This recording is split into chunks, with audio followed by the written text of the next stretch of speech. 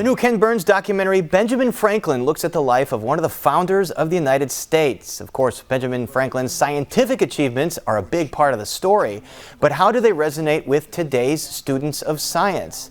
Joining us now is Jason Coleman, Executive Director of a Chicago STEM program called Project Sincere. Jason, thanks for joining us. First, tell us a little bit about Project Sincere and the kind of work that you do. Yeah, thanks for having me, Paris. So Project Sincere is an engineering educational nonprofit here in Chicago that we started roughly 13 years ago to really get kids more engaged and excited about careers in engineering.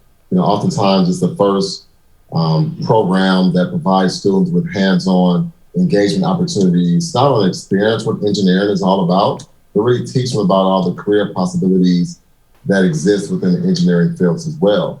But we don't just focus on introductory programs for young people. We try to show students and provide them with experiences and opportunities necessary to not only become excited about engineering at an early age, but really walk them through and continue to build and scaffold their learning so that by the time they're ready to go to college, they have identified the type of engineering discipline that they would like to go into and have the skills and knowledge necessary to really become successful in those areas. And certainly there's so many areas they could choose from. And speaking of Benjamin Franklin, he was interested in so many areas of science and engineering and technology.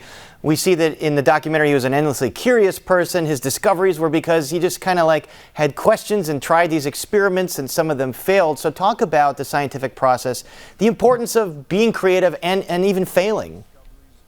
Yeah, so science and engineering is all about like an iterative design process. And so at Project Sincere, we really teach students how to utilize the engineering design process to solve all of their problems. It's about initially being able to understand what the problem is, coming up with your ideas, testing those ideas, realizing what worked and what didn't, and then improving on your designs. And so it's important to not think of failure as something that you can't learn from, but being able to realize what went wrong, fixing those issues that didn't go right the first time, and then making the necessary adjustments to move ahead.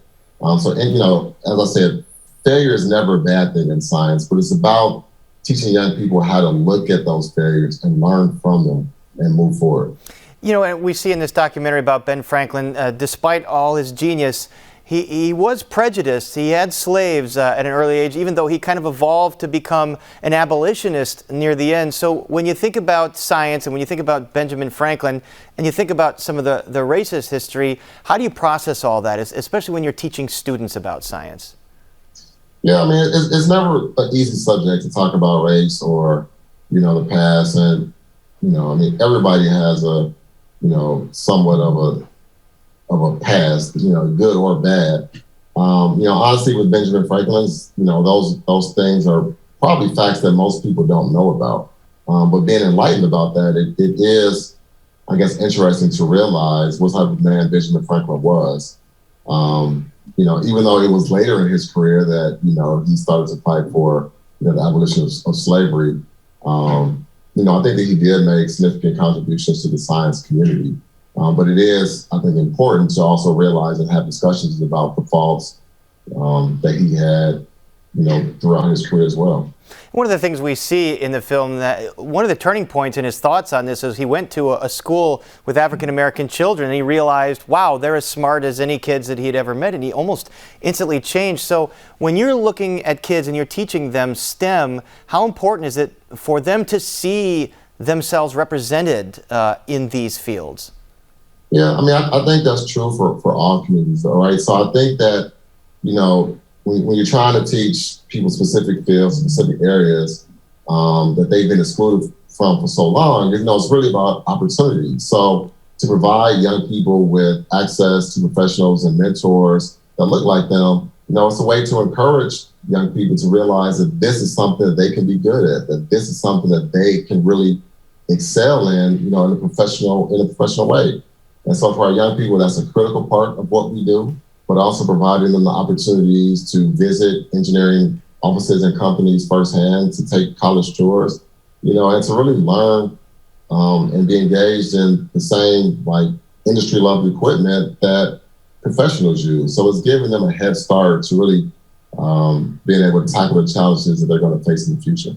And we talk about the fact that persons of color are underrepresented in these fields. Obviously, the work you do is so important. What are the ways to remove the barriers to get more representation? Yeah, I mean, so there's been so many systematic barriers, that have oppressed people of color for so long in this country. I definitely think that our educational system needs an overhaul. We need more investment in Black and Brown communities here in the United States, specifically Chicago. Job opportunities, make college more accessible to people. Colleges right now is becoming, very expensive for everybody. Right.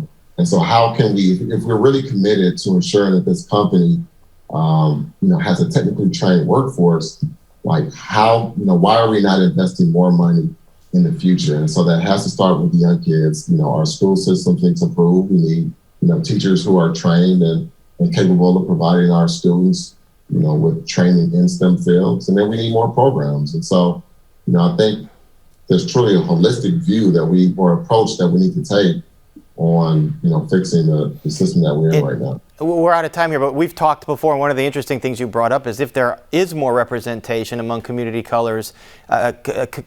of color in STEM, they can fix some of the problems that come from some of those communities or in low-income communities. They would be the best people to do that, maybe. So, a very interesting discussion, and our thanks to Jason Coleman of Project Sincere. Thank you, Paris. And you can catch the new documentary this Sunday morning at 11 on WTTW. And we're back to wrap things up right after this.